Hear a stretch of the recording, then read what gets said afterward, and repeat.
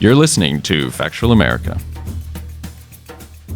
Now, one thing I was going to say, you could have, in theory, I think you obviously didn't, but you could have stopped in terms of just putting the case out there. You could have almost stopped after episode 3, I guess. But, and I had stopped there at one point, and then my wife was like, well, have they brought up this? And have they mentioned this? And have they, what about, the people that defend him and all this stuff? And, and I'm like, well, I don't know. Maybe, and I'm being too, well, maybe that's not really part of the story arc, or you don't have to, but, and then I watched episode 4, and all the questions I had in my mind that I thought would need to be asked, you answer, I feel. And I found it to be a very powerful and poignant episode.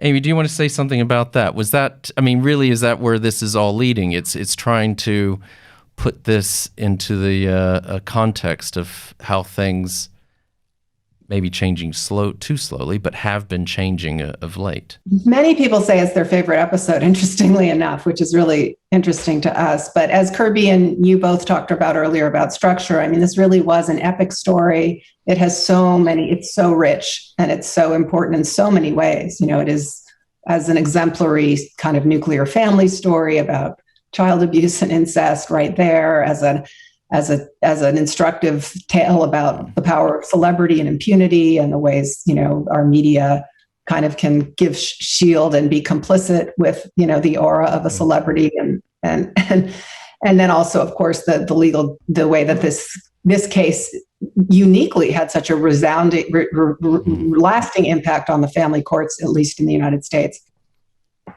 So that can't all be done in one episode. So the short version of a long answer to your story is we had all these different elements. We were constantly juggling all these things we were really interested in exploring. And then we kind of structurally figured out, where and how to place it. But it was never all those questions that you said are answered or addressed or raised in episode 4 were always at play. It just was, that made the most sense in terms of, narrative arc and, keeping a really tight and compelling, act structure and narrative thread, investigative thread throughout.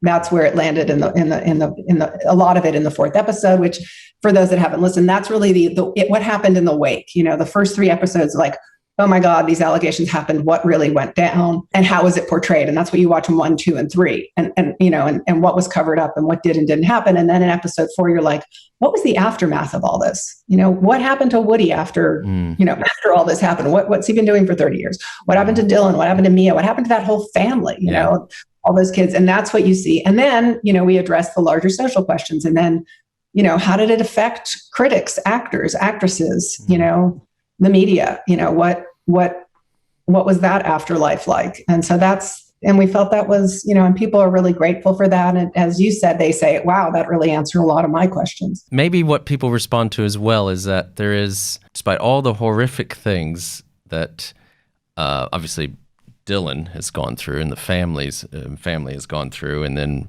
what we go through as viewers, is that moving on, Dylan has been able to, I hate to say moving on, I feel like I'm saying something that's the wrong way of putting it, but she is, there is hope, in her life in terms of her own situation, in terms of relationships and things like that. Yeah. No, she has, she's really struggled with this, worked with this.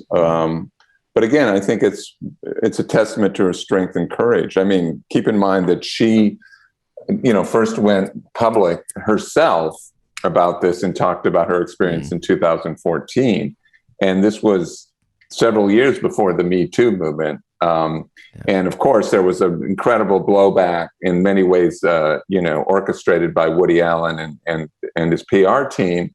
But she stood strong and I think provided an example to Hollywood, to the country, and maybe in some ways to the world about the courage of coming forward and standing by your truth. And I think her coming forward in 2014 had an influence on the Me Too movement happening, because remember, it came out of Me Too movement exploded out of Hollywood in a lot of ways. And so who would be paying most attention to this story?